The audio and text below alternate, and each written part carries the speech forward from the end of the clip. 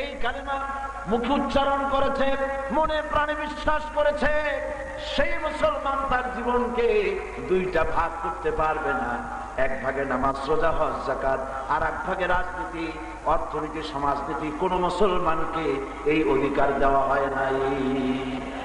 কথা বুঝে আসছে? কথা বুঝে আসছে? আমি প্রথমেই কুফরিকে অস্বীকার করতে চাই, এটা ইমানের দাবি। সর্বপ্রথম ইমান আনার আগে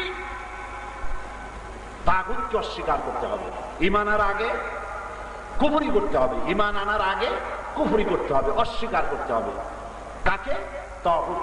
আল্লাহ শিখাচ্ছে, فَمَن يَكْفُرْ بِالطَّاغُوتِ وَيُؤْمِنْ بِاللَّهِ فَقَدِ اسْتَمْسَكَ بِالْعُرْوَةِ الْوُثْقَى لَا انفِصَامَ لَهَا